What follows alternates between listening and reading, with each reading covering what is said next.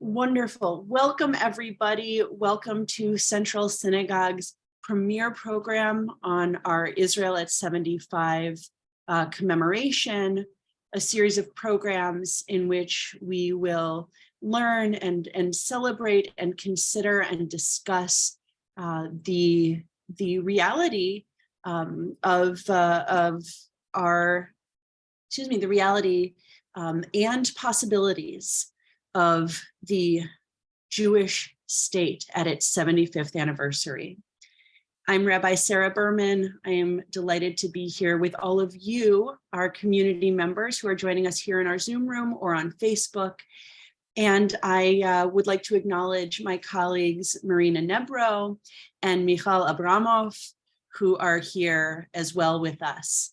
Michal is our shlicha, our Israel emissary at Central Synagogue. Marina is our program manager at Central Synagogue.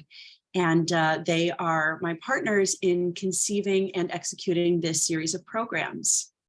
But today we are here in order to hear from those who are on the ground on the prospects for peace in Israel and Palestine. This is the first of a series of 3 panel discussions we'll be presenting at noontime on Thursdays. And I'm glad that you are here for our first panel, which promises to be fascinating. We have as our guests today representatives of 2 organizations that work across sectarian lines to bring about peace and coexistence among Jewish Israelis and Palestinians, both Palestinians who live in the West Bank and the occupied territories, and those who are citizens of Israel. So I am going to briefly introduce our speakers, who will then take a little bit more time to introduce themselves to you. Representing the Tzedek Centers, we have Lev Littman.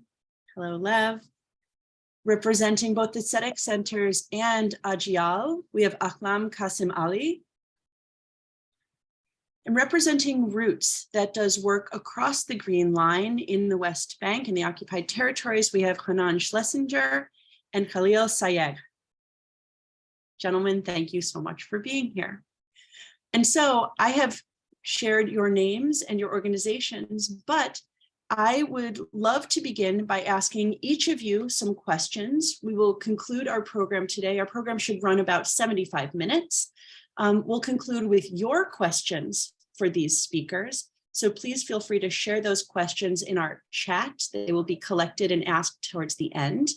But let me begin by asking, who are you and where do you work? So Lev, if you want to begin, tell us who you are, where you work, and the mission of your organization. Hi. Hi, everybody. Very happy to be here. So my name is Lev Littman. I live in urban kibbutz in Tel Aviv, actually moving very soon to the northern city of Nahariya, together with the whole community. And I've been a political activist for the last 10 years, but basically, I don't know, basically my whole life, but working as a political activist for the last 10 years. And around 2015, me and a group of my friends who were working together realized that in order to make real change in Israel, we have to work deeper, more local, and for the long term. And that's when we founded the Tzedek Centers. Basically, the Tzedek Centers, we do local community organizing to promote peace, solidarity, social justice, equality, democracy. And the way we work is we today operate in 8 different cities. We have a local manager and a center where we do activist trainings, we run local action groups, we build communities and promote local leadership. And in the last 2 years, we started with working in the shared cities of Israel, the Arab, Palestinian, Jewish cities. And we opened 2 centers, and I'll pass with this to Ahlam, who can tell more about herself. Thank you. Hello, everyone. Thank you, Lev. My name is Ahlam Qasim Ali. I'm Palestinian citizen of Israel. I'm working in Ajial, which considered is one of the largest movement networks in the Arabic community. We're having several programs, especially for youth and for leadership. And what brings me to this word that I was in one of the quietest villages ever. My village was really quiet and we don't have any kind of violence. But after the last municipal election, like in our village, it's how you have different consideration. It goes according to the biggest family with much people, and two big families didn't go on well with the result, and they came up against each other, and we start to have gun violence, and we lost three men, and it was shocking, especially for us as a village that there was no violent event like this since more than 25 years, and that put me in a place that I should, what should I do? Like I was working as a teacher, teaching the kids and going home, and I was asking like, what should I do next? So I decided to go and to open our first branch of Ajial, our movement, to bring the whole youth together and the whole like graduates together. And then we started in our way, and are working right now as a co-CEO on Ajial movement. So thank you. Thank you. Rabbi Hanan Schlesinger, would you care to introduce yourself and Roots to us? Yeah, thank you. So my name is Rabbi Hanan Schlesinger. I live in Alon Shvut, which is a settlement south of Jerusalem in Judea and Samaria, the West Bank, occupied territory, liberated territory, Palestine, Greater Israel. Where I live, 85%, I think, of the population surrounding us is Palestinian. And the Israelis, and I was among them, don't know the Palestinians at all. We have no idea of what's going on, who they are. We actually don't see them. We don't actually see them. We're blind to their existence, to the humanity, their identity. About 9 years ago, I met some of my Palestinian neighbors, and it changed my life within a few seconds, within a few minutes. This was in January 2014. Myself and other people, we founded Roots. In Hebrew, that's Shorashim, in Arabic, Chudor, the Israeli-Palestinian Grassroots Initiative for Understanding, Nonviolence, and Transformation. We created the only joint Israeli-Palestinian community center in the whole West Bank, the only place where the two sides can and do come together in safety, in dignity, equality, and with a sense of community and brotherhood. The two sides meet each other there, and we discover two things: that the other side is a human being, and that's sometimes surprising on both directions, and we dig deep into the national and political identity of both sides. And it turns out that the Palestinians, in their eyes, are not who I think they are, and they understand me different than I understand myself. We come to terms with these two identities. We come to recognize and cherish their identity, and ultimately it's about finding room in your heart for not just one truth, not just for your identity, but for two truths in one heart, as the way to two peoples in one land. Thank you so much. And you are not here alone, representing Roots, Shorashim, Judur. Khalil. Thank you. Thank you, everyone, for being here. My name is Khalil Sayer. I'm a Palestinian, originally from the Gaza Strip, born and raised there. However, my family came from a city called Mashdal within the 1948 borders, today known as the State of Israel.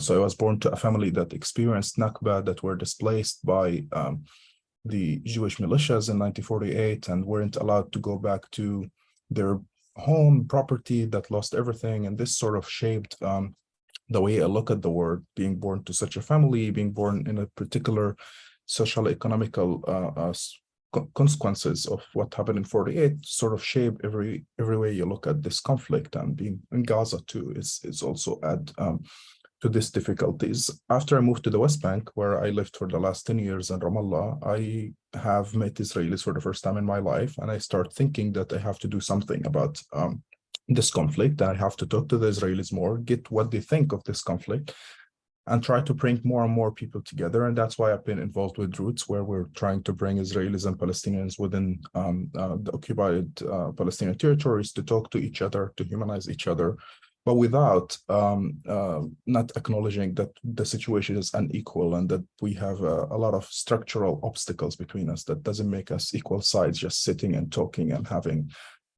coexistence without addressing the difficult inequalities that we are living through. Khalil, thank you. We have framed this conversation around the theme, the prospects for peace. So the best place to begin seems like each of you sharing what peace means to you, how you understand peace, which is in our conversation separate from a resolution to this conflict. But let's start with peace. How do you understand peace?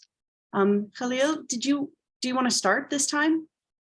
Sure, I can do that. I think to me, peace does not mean only the absence of violence or the absence of conflict between Israelis and Palestinians, because you could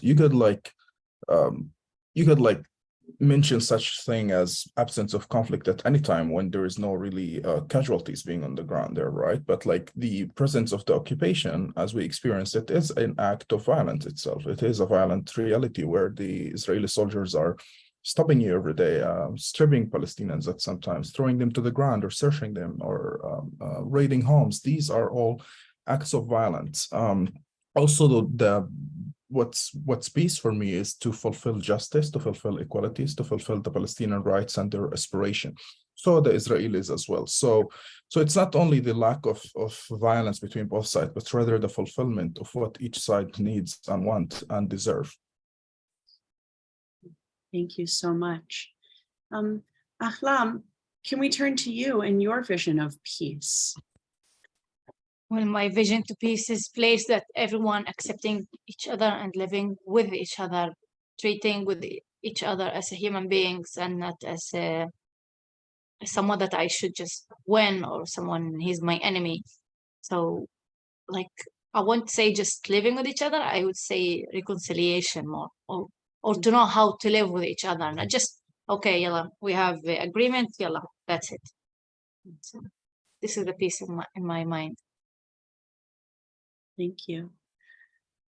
Lev, can we look to you next? Sure. So I very much agree with Ahlam, and I think basically the way I can imagine peace is what I think is that peace is a point where we can actually imagine living together. It can be in two states or in our one state, in Israel, Arabs, Palestinians, and Jews living together. And the ability to sit together and imagine our life in the future and how it can be and how it can work well. And doing this through not only our similarities, but also going through our differences and things we don't agree upon. And I think that's the way I imagine it. Hanan. Well, I don't think there's that much to add. I guess what I'll do is summarize what's been said by the three speakers. I agree with everything. I'll divide the summary into 4 levels. The first level is the cessation of violence, of all violence. The second level is coexistence. Coexistence means that we live not just separately, but together. We interact with each other and we recognize each other and respect each other as human beings. The third level is reconciliation. The way I define reconciliation is that we not only accept and respect each other as human beings, but we get to know the other's national narrative and national identity, and we come to recognize and cherish that, to know that it is indeed true, that my identity is true and their identity is true as well. The fourth level for me is the one that Khalil began with, of rights, that there has to be equality, there has to be human rights, there has to be civil rights. Thank you so much. For our preparations, we were discussing how so many Americans really only know one potential resolution to this conflict, or we're really only aware largely of a two-state solution as a goal, as the only equitable, the only fair, the only just resolution to this conflict. But I think in recent years, more and more options have risen to the surface. So before we dive into the work that each one of you is doing to bring about peace, let's look at resolution for a moment. What do you see as possible or even ideal resolution? What would a political solution look like? I wonder if, Hanan, you might be willing to start this time. Okay. I am not in principle against the two-state solution. If the people on the ground would accept it, I would accept it myself also. But I have great doubts if the two-state solution is viable. And the reason I have those doubts is not for the political facts on the ground that are often discussed, so that's also an obstacle. The reason I think there's a real problem with the two-state solution is because it actually steals from the Palestinians 78% of their historical homeland, and it steals from the Jews 22% of their historical homeland. Now, if both sides would be willing to live with giving up a piece of their heart, I would also be willing. But I'm afraid that there are too many people, Israeli Jews and Palestinians, who would feel that in such circumstances, the very heart of their identity has been taken from them, and that would create a situation, as Oslo did, in which a large minority on both sides feel they're willing to give their lives in order to upend this peace settlement. And therefore, I, in an ideal world, would like to see a modified two-state solution. And what I mean by that is two states, but not two separate states, rather two intertwined states. And this intertwining would be on three levels. Number one, open borders, that you can move from Israel to Palestine and Palestine to Israel without being checked, without being stopped. Number two, open residency, that you could live even your whole life on the other side of the border. That means you can be an Israeli Jew with Israeli citizenship and live your whole life in the Palestinian state without getting Palestinian citizenship, just with Palestinian residency. And you can be a Palestinian born in Ramallah or in New York and come and get Palestinian citizenship and live your whole life in the Israeli state, not getting Israeli citizenship, but rather Israeli residency together with your Palestinian citizenship. And the third level of intertwining is the confederation between the two states with central organs of government, in addition to the sovereignty of each state on its own, something like the European Union. And what's so good about this solution is that you get your cake and to eat it too. You get your own separate state, which is what vast majority of Israeli Jews want and a majority of Palestinians want, own separate state. But you also get, because of the three levels of intertwining that I mentioned, you get enough of the whole cake so you feel that your identity, your land, your narrative, your history has not been stolen from you. Now, of course, this solution is a pipe dream. It seems impossible because it requires trust. And today there's no trust, and it's hard to imagine there ever be trust. So the work of Roots, from my perspective, is about creating the trust necessary for this solution, or the truth is for any solution. We need trust, we need recognition of the other side's humanity and the other side's identity, the other side's belonging to the whole land. Thank you so much for that overview of potential and maybe ideal options. I forgot to say the name of the movement that supports it. It's not Sure. Roots. It's called A Land for All. I want to give credit where credit is due. A Land for All, and that's the name of the organization, and the plan is called Two States, One Homeland. And by the way, Khalil disagrees with me. So let's go to Khalil next. Khalil, for you, what would an ideal resolution be, or what even are alternatives to that? Yeah, that's a million-dollar question that everyone asking these days. I think to start with, like before we even talk about the solution, I think we have to categorize what is happening today, what is underground. The situation on the ground, as a foreign policy article suggested, and something that we all knew before this week, that it's a one-state reality in which there is one state, and it's the Jewish state, the state of Israel, where they separate between sovereignty, as they define it, sovereignty as it's recognized by the world that Israel is sovereign over the West Bank, something that didn't happen, and there is no really formal annexation. But on reality, there is no other state.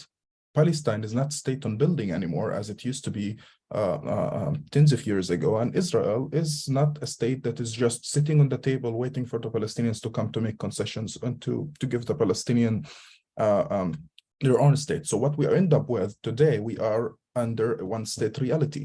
And under this one-state reality, the green line looks very thin, and it's almost disappearing. I mean, I would like to remind everyone that the last government fall because of the settlements.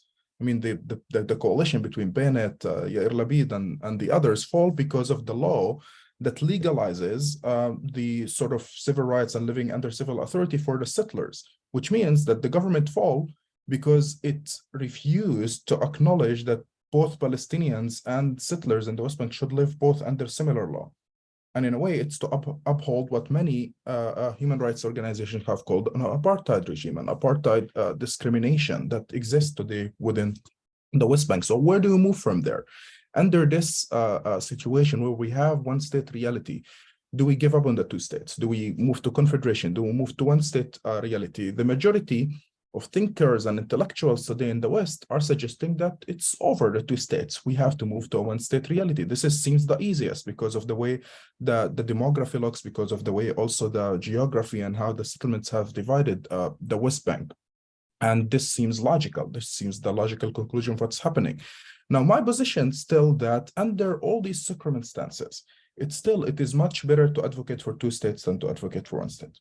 Why do I say that? Because I think that when you say that we are moving to one state reality, what you are saying to both the Israelis and to the Palestinians that you have to completely compromise your national identity. Meaning that for so long, the Jewish people have came to the conclusion that self-determination equals a nation state. I know there were some visions of non-nation state Zionism or whatever, but for so long, this has been the reality. So for the Palestinians, in their subconscious and in their conscious, self-determination means a Palestinian state. And there are, until now, the numbers looks very clear that the Palestinians are much more favorable of that. Now, someone like myself, who's more liberal, patriot, I'm not really nationalist, I don't care. I could live in a whatever liberal state it is. It doesn't have to have a flag of Palestine or flag of Israel. I can live with it. But the majority of the Palestinians and the majority of the Israelis would refuse that. But besides that, I think it is, as it looks right now, I think it is impossible to create a level of trust that is required to create a one-state solution where everyone lives together. The only way through which I can see one-state solution coming about, it's through some sort of conflict that will emerge a new identity. A conflict could be peaceful, could be like a lot of protesting, Israelis and Palestinians together, and they create a new identity. It's unlikely, I think. Or the other one, it's very violent, very bloody, and then a new identity is created for one state. This is how history works. This is how the states operate. Now, I also want to address the confederation model that Hanan presented. It sounds amazing. It sounds very appealing. But the thing is that to have a confederation or Europe Union model or whatever between two sides that are completely unequal on the political level, on the cultural level, and also on the economical level, I think it is impossible. And I think it only would be unfair for the Palestinians, because not only will they accept something small, but they will accept the settlements will remain there. They will have to accept the confiscation of land that already happened. They have to accept all the consequences of the economical losses that they lost. And there are no justice whatsoever in this fulfillment. The only thing that will be difficult is that, well, you'll get to move to Tel Aviv. Well, guess what? Even some settlers like Smotrich or Ben-Gvir suggest that we can move to Tel Aviv under what's so-called the one Jewish state, where you have some sort of residency but no voting right. And that's sort of my view. But we shouldn't just say to one state and then that's all. Like, I am open to change. As the reality evolve more and more, I don't think we should oppose one state in the future. Maybe we will be forced to deal with one state. So one state is better than the status quo. Two states is better than the status quo. The one thing we have to reject is the status quo, I think.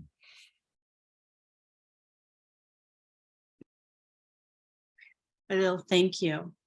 Lev and Ahmam, you live in a different place and in a different context than Hanan and then Khalil.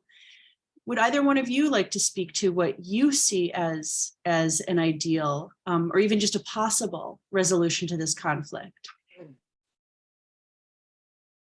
Salam, want to go? You want me to go? You can go.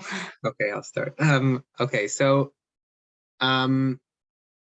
we work in the Green Line, and our activity is between Arabs and Jews in now the shared cities of Israel, but growing to the Arab Palestinian population living in Israel and Jewish population living in Israel. And but I think I would like to address the issue of the resolution of the conflict through this issue. I personally believe in a two-state solution, and I believe it's possible, and I agree that's what most people want from both sides.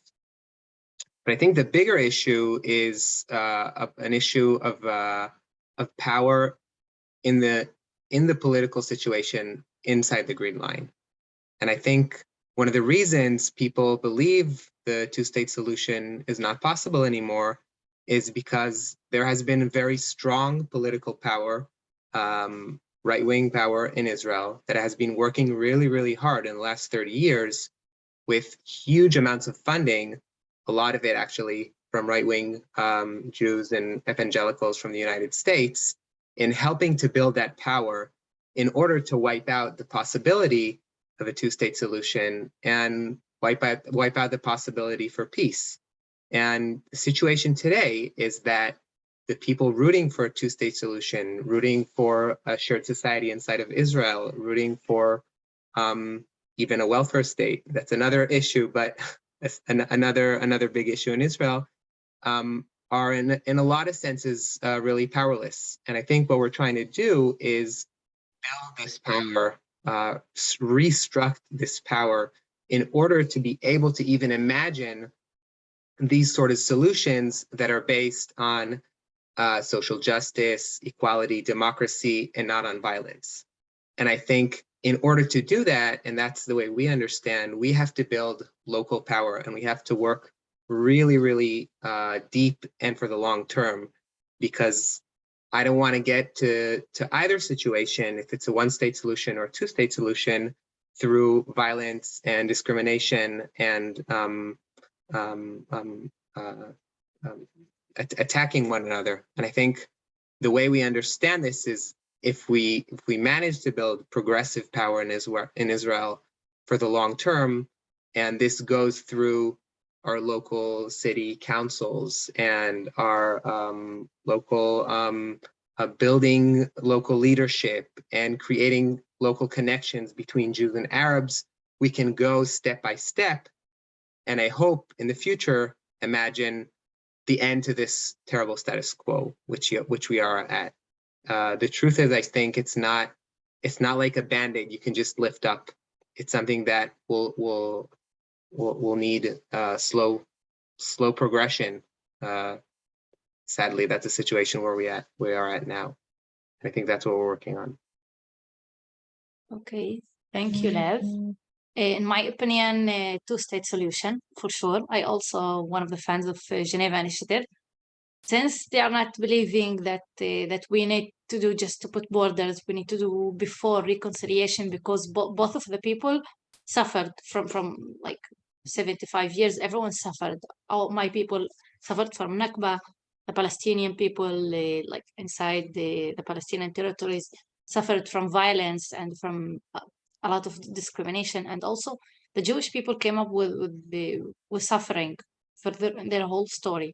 So I believe that reconciliation is the best thing ever, that we can respect our both narratives, and we start to know each other and start to accept and to live with each other, not just okay, we make an agreement, we make an everything, and you can go, and inside of Israel, like even if we make peace and people, we didn't do a reconciliation inside the people. So imagine someone from Ramallah want to come and to sit in Haifa. They will just kick him and they will just treat him bad, even if it's written that I can go and like technically I can go and live in Nebrak, or I can go and live inside of the one extremist communities, but I can't live, like I can go and buy house and I have the whole financial ability, but I can't live in there.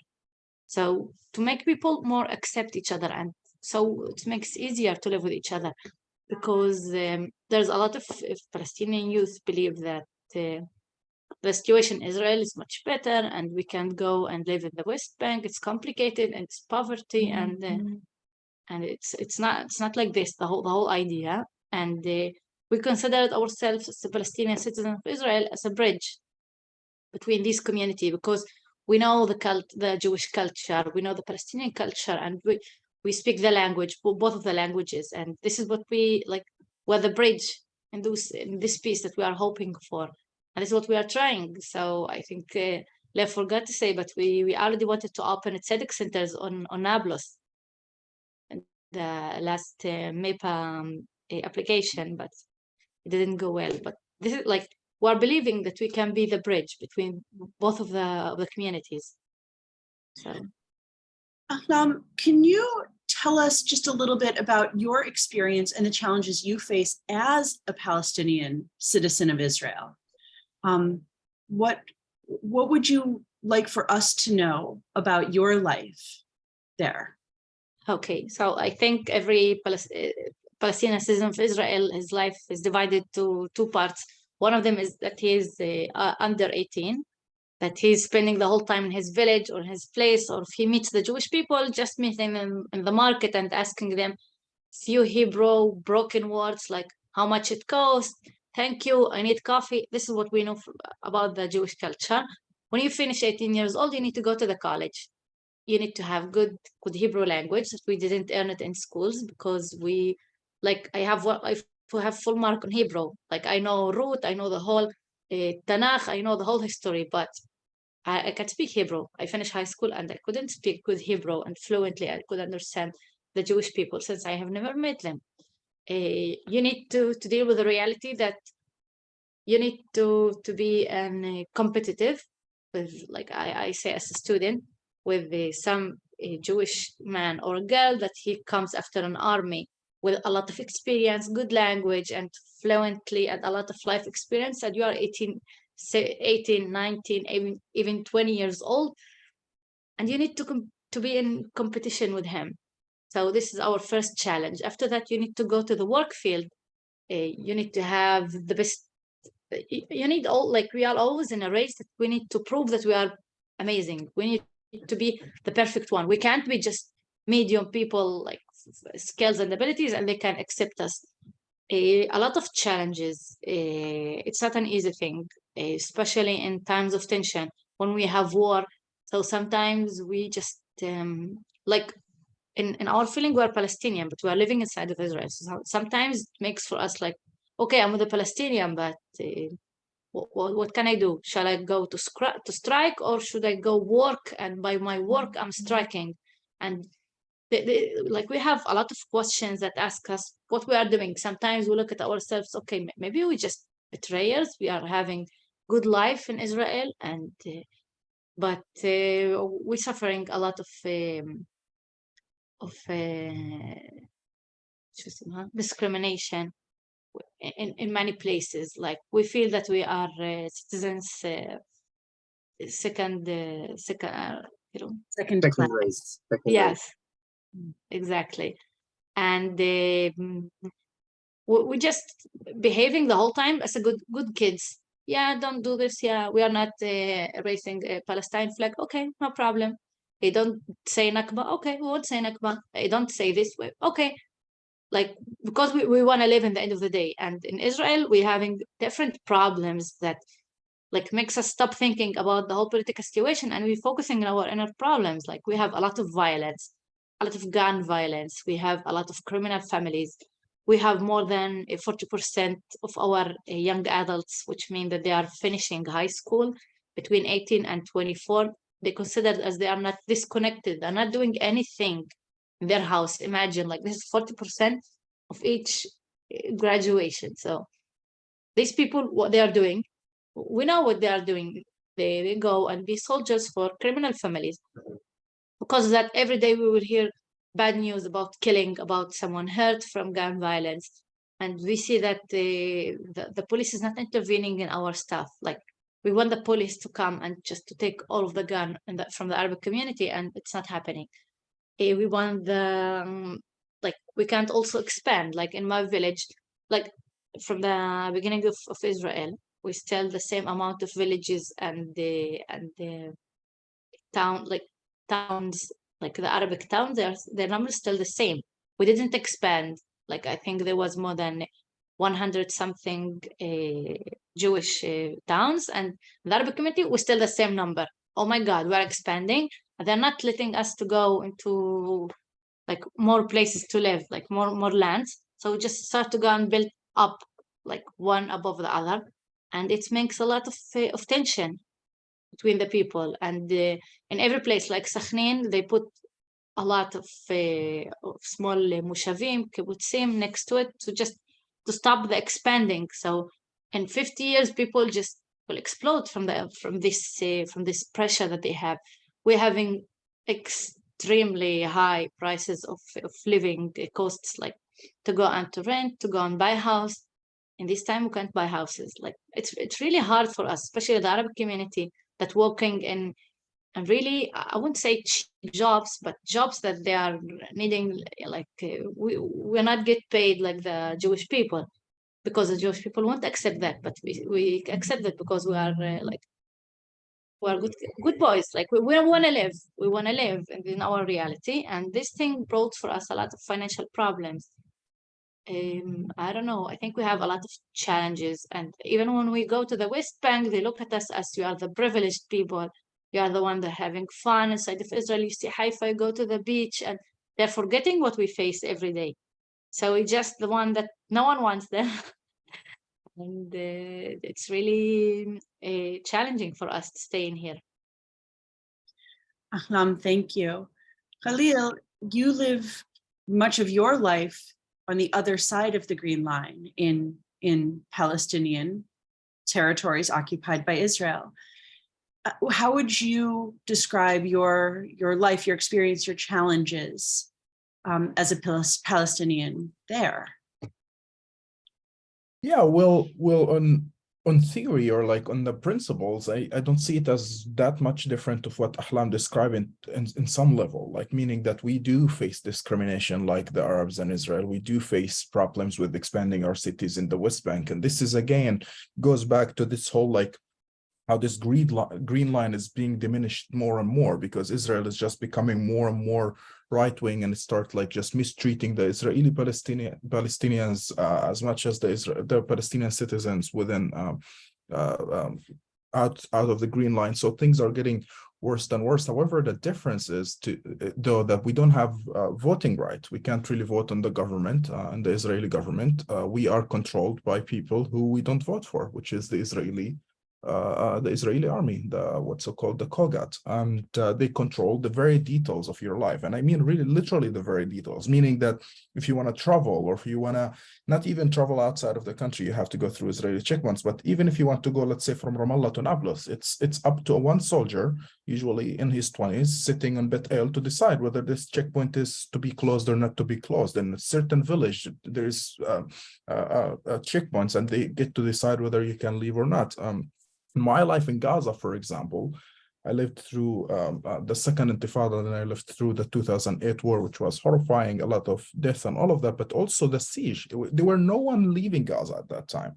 I was privileged enough to get this 2-week permit to leave in 2008, and then I didn't go back to Gaza. But between 2008 to 2017, living in the West Bank, I was considered quote unquote illegal by the Israeli government, although I'm in the Palestinian territories, but because my address is Gaza, and then I moved to the West Bank. So there is a system that also rate you hierarchically on who you are. And the Jewish Israeli citizens are at the very top, including the settlers. And then you've got the Israeli Palestinians, and then you've got the Jerusalemites, those Palestinians who have Jerusalem ID, and then the West Bankers, and then the very bottom, and people from Gaza. This is the system. This is how the Israeli system rank people. So it's a really difficult reality. But to add to all of that, in addition to the Israeli repression and violence and lack of freedom, we've got also the Palestinian Authority and Hamas Authority, both of whom are really an authoritarian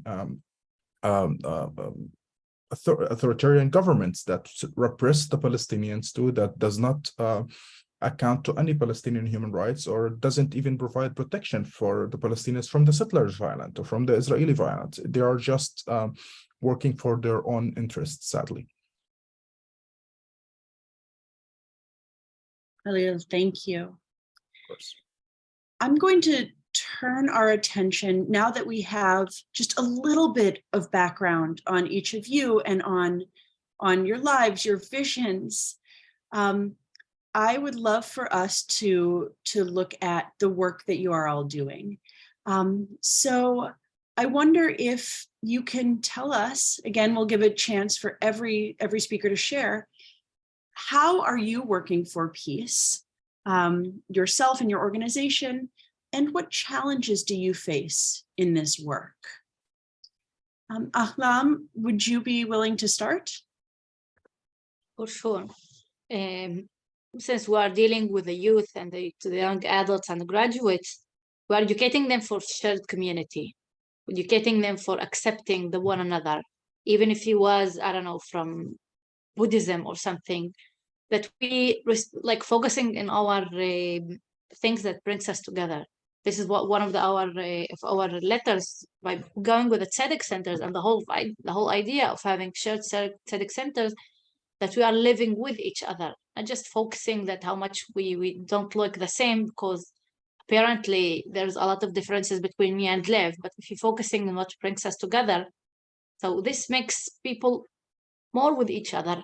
And you will be a little surprised, we also educate for Hebrew language, because we believe that if you have good language, you will have the ability to discuss and to be much closer. So we make the groups meeting with each other, and we give them also in parallel Hebrew courses that they can speak, not just to know how to read, because everyone knows how to read, but to speak fluently and to have the courage to speak. And after that, we just give them the leading, like, go and lead your programs, and they're starting to see each other as friends. And this is what I'm believing in, that with education, with raising the young ages, they will, like, in 10, 20 years, they will be the leaders of the future. And when they came up with the whole idea of being with each other into the shared community, it makes things easier, that we will have many politicals say, okay, we need to go out to work with the Jewish people, not looking at them as an enemy or as someone that I need to be defeated, like to feed myself against him the whole time. So this is in shortly, because I think our time is going too much fast. I can give the addition. Okay, so Ahlam was talking about the Ajiyal youth movement and the way. Well, I'll go maybe one step backwards. I think the biggest problem we are dealing with, both with the Palestinian community in Israel and both with the Jewish community, both impoverished community in Israel and both just the progressive and center-left community, is what we call learned political helplessness. I think a lot of people in Israel don't really understand how to actually change what's happening around them. And it's from the most local issues of why isn't there public transportation to our city or to our neighborhood? And the biggest issues, how do we lead to a two-state solution? And the truth is, like Khalil said before, I think most Jews and Arabs in Israel, Jews, Palestinians in Israel and outside the Green Line, most of them believe in the two-state solution and want it, but don't have the power to actually reach it. And So when we formed the Tzedek Centers in the shared cities, we turned to our friends from Agial, and we started working together in order to start from very, very local issues where people can work on together. If it's transportation, like I said before, issues on education, issues on infrastructure, on housing, on discrimination in our city, cultural issues, whatever people on the ground feel that is important for them and they want to work on together. And we can see once people can work on things together and can decide on local issues they want to change, they actually build a stronger community and they can build local leadership. And for instance, now when we were scared that the May events of 2021, where people went violent on each other, both Jews and Arabs, we understood we wanted to create local leadership and local community building between Palestinians and Jews in the Green Line that could hold the communities when violence might be coming. And I think we already saw this, that when there was a lot of stress and a lot of fear, we already had in the places we work at, we already had communities that were willing to say, to stop the violence. And I think every moment of violence takes us back because people are more scared and more fearful of working together with each other and building a shared society and working for peace. So basically our work is to work together on local issues and grow gradually to larger and larger issues and problems to solve together. And that's what we do in our centers. Thank you, Lev. Khalil, let's So I speak first of the work of Roots that we do. We are trying to bring the two people who are the less likely to meet each other. We try to bring Palestinians and Israeli settlers to meet in the West Bank, which is really difficult because both of these people tend to view each other really negatively, and because of the amount of inequality and occupational troubles that we have there, and fear too of the violence that has been happening over and over in the West Bank. The Israelis are afraid of the Palestinians are afraid of the Israelis. And as Hanan alluded at the beginning of his introduction, that there's two levels to what we're trying to do. In the first, we want them to meet each other as a human, something that does not happen in the West Bank, because even worse than within the Green Line, we are actually segregated by law, meaning that by law, by the Israeli law or military law, I cannot go visit Hanan at his house and drink a cup of coffee. It's not allowed for me. So it's actual segregation that leads a lot of organizations to diagnose it as an apartheid, because we are not allowed to go to each other's places.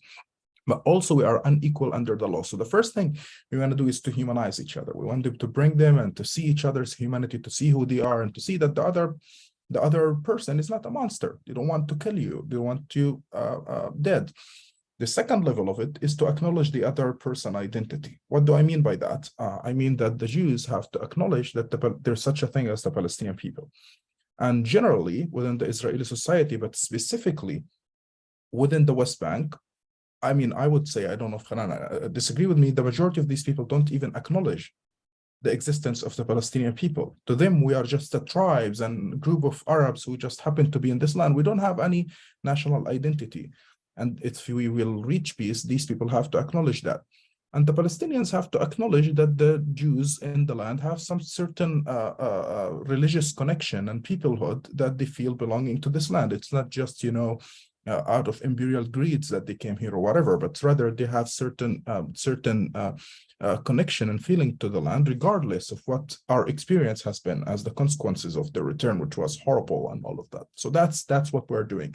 Now, there's many challenges, obviously. There is the main challenge from my perspective is the structural inequality between both of us. Again, the situation is, I describe it, is the closest to be an apartheid in there. And for someone from the Palestinians who is at the very bottom of this hierarchical system to meet with a settler who is like in the very top, and to sort of claim that they are equal in meeting each other, it's a revolutionary statement. On the one hand, you make the other equal in humanity. Like you claim, yes, we are both humans, we are equal, but on the other level, you also know that you're not under the law, that this person has all the power and the privilege and you don't. And it's challenging for me, even as a Palestinian. I've been doing this work for years, and until now, sometimes I have second thought about it. Shall I keep doing it while I'm not really equal, while I'm mistreated, while all of that? It is a challenge. But what keeps me going is to see 1 or 2 or 3 even settlers coming to acknowledge the injustice that's happening to the Palestinians, the horrible things that is happening because of the settlement's existence in the heart of the Palestinian land is promising. And also to see Palestinians who believed in violence before, who believed in that the only way is violent, transforming the way they think about the other and the way they see the outcome is really encouraging for me. And that's why we keep doing this work at Roots. Now, in my personal time, I try to advocate more. I try to be more involved in politics. I'm not the sort of person who's like, oh, like just talk and like things will be better and you just change your heart and things will get better. No, there are structural policy issues that can be changed tomorrow if there is will. We don't need reconciliation in the sense that everyone has to love each other. I'm sorry, we don't have to.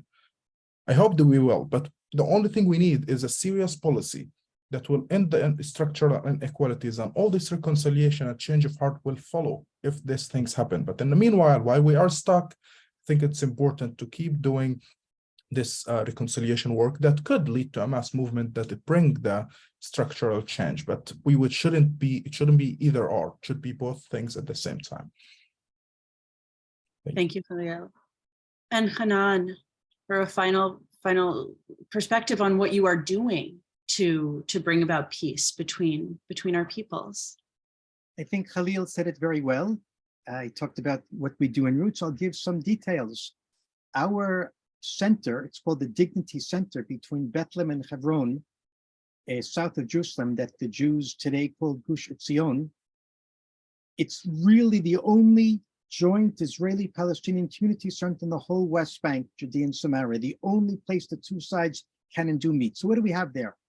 We have 2 different interfaith dialogue groups that each meet once a month. We have a women's group that meets once a month. We have a group for elementary school kids that meets once a month. We have photography workshops for middle school kids. And of course, everything is Israelis and Palestinians together. We have 2 separate programs for high school kids, the first year program and the second year program.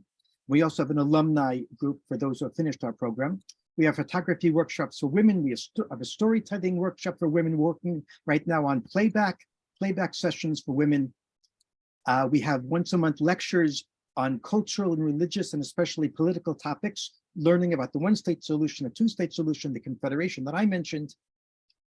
And all of these activities, as we said, we're getting to know the humanity and the identity of the other side. And as Khalil said, and I just want to emphasize this, we also, and I'm talking about the Israelis, when we meet Palestinians, in addition to learning about the humanity and their identity and their connection to land, we see the structural injustice that our Jewish people have imposed upon the Palestinians, and the vast majority of my Jewish neighbors have no idea. They have no idea that there is occupation and what it's doing to the Palestinian people. And through the activities of Roots, more and more Israelis are opening their eyes to see the terrible system of injustice and structural discrimination. And that causes Israelis deep, deep crisis of identity, which I think is a good thing. And then we begin to rethink of what it means to live in this land together. The last thing I'll say, it's we also do activities of solidarity. If a Palestinian olive grove has been destroyed by Israeli settler extremists, we're there the next day to say that's not our way, and we do what we can do to help replant the olive trees. If a synagogue has been desecrated or a mosque has been desecrated, we try to be there next day. And in case of violence and death and people being hurt, we try to send joint delegations to say again, this is not the way. And there also are many, many cases in which Palestinian houses are destroyed by the Israeli civil administration, the Israeli army, because Palestinians have no ability to get building permits, so they have to build illegally, and then we build my people, the Israeli authority, destroy their houses. So there's often nothing we can do about that, but at least we could come and express our solidarity and our sympathy, and again, help our Jewish community understand the terrible injustice that's being done in our name. Nan, thank you so much. I have really just, one more question for each of you. I hope that our participants in this program, all of our congregants who are watching and joining us, hope that you have been formulating your own questions for these four very interesting, very dedicated individuals that we have. Your chance to share your questions, if you put them into the chat box, is coming right up. But for now, let me ask my final question. And Hanan, you are already spotlit, so I will start with you. I would love for each of you to weigh in on what you would like to see change in the Jewish American understanding of peace in Israel, of resolution in Israel and Palestine, and what role you see for us, your audience, in the pursuit of peace and of resolution. So I believe that Israelis will never get what they need, what they want and deserve, until the Palestinians in the West Bank and all Palestinians get what they need, want, and deserve. And what that means is that if you want a thriving Israel, you have to also want a thriving Palestine. If you want Israeli Jews to flourish, you have to want Palestinian Israelis to flourish. What that means is that we want American Jews to understand that if you're really pro-Israel, you have to be pro-Palestine. You have to support both sides. And a lot of young American Jews already see that. Older American Jews, it's harder for them to see that. We are trying to push forward this message of pro-Israel and pro-Palestine at the same time. I'll tell you that for a lot of young American Jews, they understand what I said, and their issue is different. Their issue is, if Israel is doing such terrible things to the Palestinians, well, we don't want anything to do with that. We are ashamed of our Jewish identity if that's the way our identity is being expressed. So here I am with my kippah and my beard, and I, as part of Roots, want to present a plausible model for young American Jews, saying you can be a proud Jew and you can be a Zionist and you can love Israel, and that does not mean that you have to abandon your democratic, liberal, progressive values. You can be who you are as a Jew and as a progressive, and those things are not in contradiction. They should not be in contradiction, although they often seem to be in contradiction, and you can work in order to move forward both the good of Israel and those values at the same time. Now, that's as far as your identity goes in your, but also in political activism, American Jews, we believe in Roots, should not only support or not support, perhaps, American giving weapons to Israel and spending millions of dollars on that, but America should be supporting people-to-people peace work, both the work that the Tzedek Centers do within the Green Line and the work that Roots does outside of the Green Line, support people-to-people work. I'll just tell a short story. Once I was invited to Bethlehem, which is within Palestinian territory, where Israelis are forbidden to go by Israeli military law. I went there anyway and was invited by my Palestinian friend, Sami Abu Awad. One of the things we did, he took me to the northern Bethlehem where it abuts the separation wall. And that's a place, there's many demonstrations against the wall and against Israel by young Palestinians. And Sami said, look down. And I saw on the ground lots and lots of spent tear gas canisters that were thrown at the Palestinian demonstrators by the Israeli soldiers on the other side of the wall and on the top of the wall. And Sami said to me, what do you see written on those tear gas canisters? And I picked one up and it says in it, made in USA. So I would like to see less of those tear gas canisters, less American money given to weapons and more money given to shared society and to cross-border work to bring together Israeli Jews and Palestinian Israelis and Palestinians who are in the territories in the West Bank, bring them together to recognize each other. Thank you, Hanan. I wonder, Khalil, if you would like to speak to what you think Jewish Americans need to understand differently and what we can do to help build peace. Sure. I mean, I'm definitely not an expert in the Jewish American opinion, but what I can say from my simple observation is that I get a lot the impression usually that how can we make things calm? How can we like make less no intifada on the Palestinian side or terrorism or attacks or whatever? And this question always frustrates me. It almost hurt me because to me it's like it presupposes that the violent starts on the Palestinian end, is that just the act of Palestinian violence is the violent, and it forgets more than 55 years of occupation. That is the very root of this violence. And unless the Jewish community in America realizes that the very root of every violence we have is the occupation, I think that they will continue to just fall to the same trap. Or like, how do we make things calm? Well, guess what? By making things more calm, you make things worse in the long term.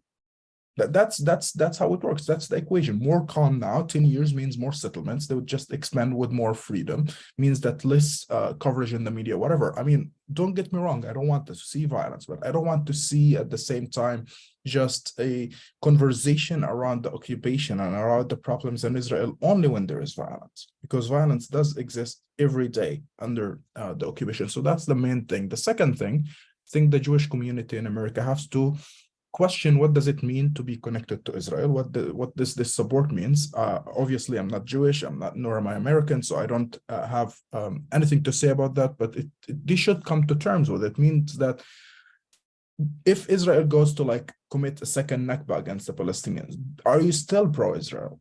The question.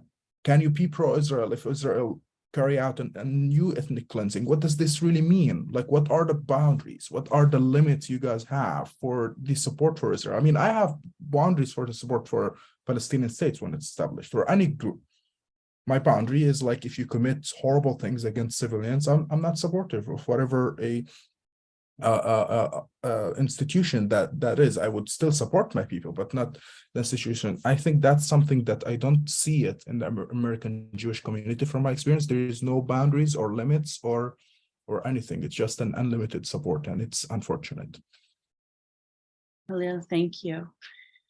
Ahlam, would you like to share next what you think we need to think of differently and how we can support peace and reconciliation? I think what they need to know more is that what's the importance of working as a shared community inside of Israel, not just like, okay, focusing on Israel-Palestine issues more than 70-something years old, but focusing on the shared community inside of Israel that makes people living with each other and believing that the Palestinian living outside of Israel, that they are the bridge for the peace. This is one of the things that I need them to understand and to know and to put their energies in there, because as I said earlier, like, we know the language, we know the traditions, we know the whole culture from both sides. So believing in the importance of shared community inside of Israel, that eases our job to having peace, like as a big step. This is what I'm believing, because as an Arab Palestinian living inside of Israel, we're also having the ability to go to the West Bank to have more relation. It's easier for us to enhance or to progress the peace building, I should say. Lev. I'd like to tell a story, and maybe through that to understand the situation. So for instance, so I think a lot of after the elections, I think a lot of American Jews were sort of like, or progressive, liberal American Jews felt like, okay, this is too much for us. If that's what Israelis want, let them have it, and we're taking our hands off. And I was in December touring the United States, and I think we really felt that. My uncle, for example, said he's not coming to Israel anymore. That's enough for him, and that's it. And I used to organize in a city called Rehovot. I assume a lot of you have heard about it. That's where the Weizmann Institute sits. It's a very it's a city that has the diversity of the Jewish community in Israel, pretty much. And only in the city of Rehovot, running for the local city council, you have 3 different parties running under Likud party. In Israel, local city councils or elections are sort of similar to the national elections. And I think, and you have 2 different parties running for the Zionist, religious Zionism, the party of Smotrich and Ben Gvir and so forth. What I'm trying to say here is that you can see that if you look at the elections, you can see that the liberal powers, peace, people who want peace, when you poll this, you see people want peace, and people want a 2-state solution. People want shared society. People want an Israeli welfare state. But when you look into political power, you can see the political extreme right wing has been building its political power in the last 30 years and intensively in the last 15 years in such a strong way that what people really think doesn't really show in elections. And you can see that really, really similar in American elections with gerrymandering and similar things like that. And maybe similar to what Khalil was saying is that when it's calm and there are no demonstrations or there aren't elections, it's not like nothing is happening. And the truth is that in Israel, usually what's happening is that the extreme right is building its power. And I think a lot of the questions of how do we reach peace end up in these political decisions. And for instance, you can see when Avi Maoz, who became part of the Israeli education system, when he became a minister in the education system, one of the first things he said was, I'm going to take out all the dialogue programs between Arabs and Jews in Israel. And I'm going to take them all out of the education system. And only because we already had some political power, you saw more and more mayors coming and saying, no, we're not going to let that happen. And eventually he quit and he decided he doesn't have enough power to take this job in the Ministry of Education. And I think what I'm saying is, I think the extreme conservative right wing in the United States is extremely involved in Israeli politics all year long. And I would like liberals from the United States to be at least as involved. And I think it's a struggle, and it's happening all the time. And that's what happens. It happens in these small political moments every day, and that's what we're working on. And I think both of these organizations have sort of a way to go on that, and that's what's needed. And another thing is, I think don't give up. I mean, don't give up on Israel, because I think it can really be frustrating to look at it from afar. But I think the demonstrations now can show a sort of way to the future where you can see that Israelis really want a democracy. And I think this is also something that can show later on to what's happening to the conflict. I think things are changing even towards that.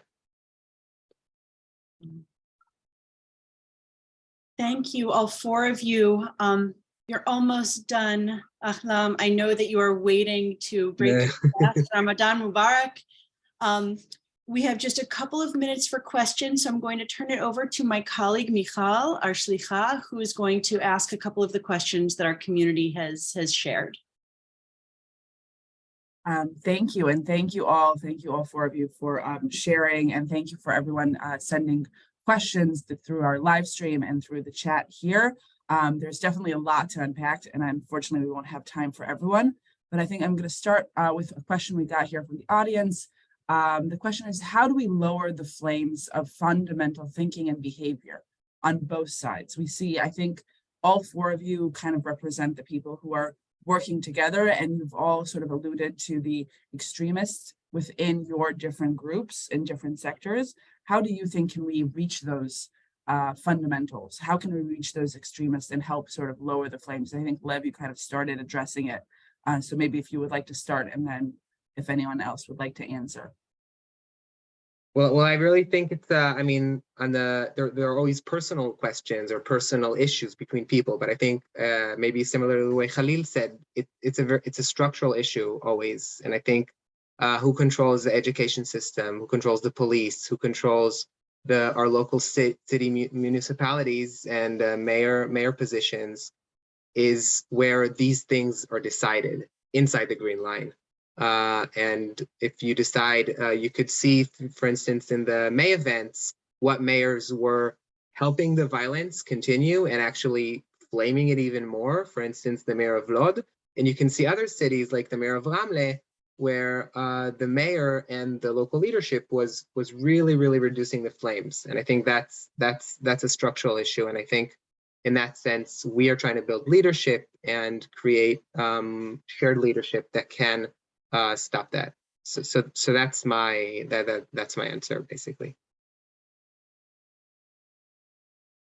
Thank you. I think Hanan, if you could actually address, I also would kind of add into it, because from my personal experience, I know a lot of settlers normally are not engaged in projects as roots, or are not as able to have that conversation. So I would be really interested to hear your answer to this question of really fundamentalism and how can we sort of engage and lower the flames within the extreme groups. So first of all, if I really knew the full answer to the question, I would win the Nobel Peace Prize, I think. So I don't have a full answer, perhaps not even half of an answer. Roots works on the people-to-people grassroots level. And we have discovered that myself as Israeli Jew, there's very little I can say to my fellow Israeli Jew, my fellow settler, that will change his mind concerning the Palestinians. And there's very little that my Palestinian partner can say to his Palestinian neighbors in Bethlehem or in Hebron that will change their minds concerning the Jewish people and the state of Israel. What we can do is try and convince our neighbors to meet the other side. And it's the face-to-face meeting with the other side in the proper framework that sometimes makes a difference, and people begin to realize that what they thought is true is not really true. The other side is nothing like they really thought, and they have to begin to re-understand them and re-understand ourselves. That's one thing. The second thing is that I want to put on the table that certainly in the present circumstances, religion is part of the problem. And that doesn't mean just that Islam is part of the problem, it means that Judaism is part of the problem. And therefore, Judaism has to be part of the solution. That means at least that work has to be done in the way we interpret and apply fundamental Jewish traditional texts. Today, those texts are being used and interpreted in a fashion that fans the flame of violence and of an ideology of Jewish supremacy. It's terrible. So part of the work has to be in Batei Midrash, in yeshivot, in synagogues, in textual study, and how do we reinterpret for the better the application of our text and of our traditional identity. Hard work. You know, just something we do on a Tuesday, basically everything you described, you know. But thank you so much. Khalil or Ahlam, if you would like to also address this question of your environment and the extremists and lower the frame, and more also to sort of see how can we increase the dialogue, because both of you are sort of working within your population on bringing more people into your organizations. So if you could also address how can we increase the participants, and specifically Ahlam, even we were asked if, I'm sorry, I just want to make sure I ask the question, like how can we help young Palestinian women engage in your activities as well? So there was also a specific question about gender. Okay, so I could go. In general, I would say if we want to talk about Palestinian women in general, like inside of Israel, they are activists in the whole cultural stuff much more than men, but they still limited in their time because they have time for kids, and they're spending a lot of time doing an extra stuff, and they are less in places for taking for decision making. So this is a problem. We're trying to push them, like we're having a really a one-to-one connection with them, and we're trying to bring them the whole time. We're trying to fit the activities to be like more accepted for them. And for the extremist people, it's always if I got it right, it's always hard to bring them to your activities to hear you. But when they see what you are doing and the effect that you are doing to the community, they will just start to be much closer and closer. And in the end of the day, they will come to you. So we face this kind of thing, many youth and many parents, that they start at the beginning, like they look at us, you're Shomer, you are, I don't know, they're working with the Jewish people. But after that, they look at us that we doesn't matter for us, Jewish or Arab people. The important thing is to have good life with each other. So this is my idea.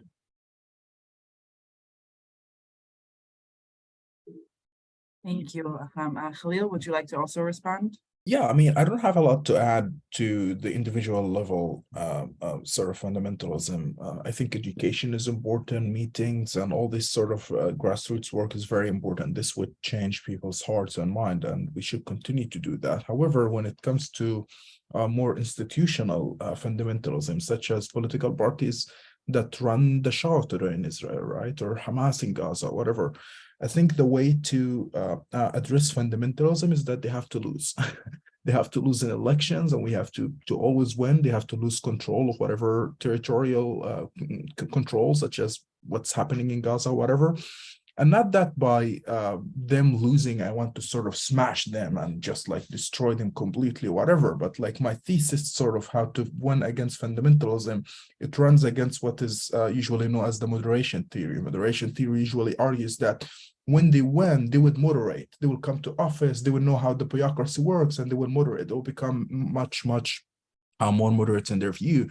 And my perspective is that's not true. This thesis have proven to be wrong. They will rather continue to sneak the way they would do their fundamental agenda in a moderate framework. So the way to make them moderate, really to moderate more, is for them to lose over and over and over again.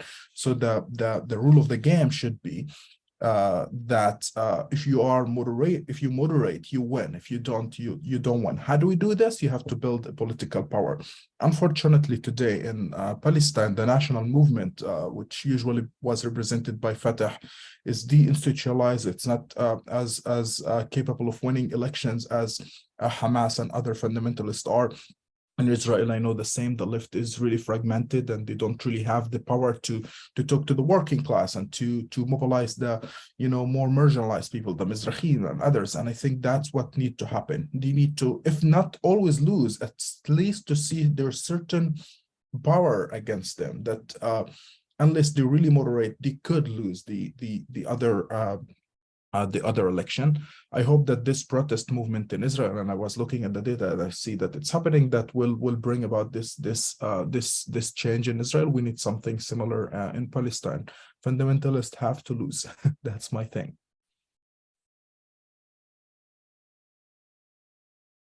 And with that, we've come to the end of our very first panel on the prospects for peace. We are so grateful to all of you for speaking to us, and for everybody who has been watching, listening, and thinking with us today. We'll be back with our next panel next Thursday, and our final panel, which will include an opportunity for community reflections in 2 weeks. Thank you all for being here. Take care. Thank you. Thank you. Bye-bye. Bye-bye.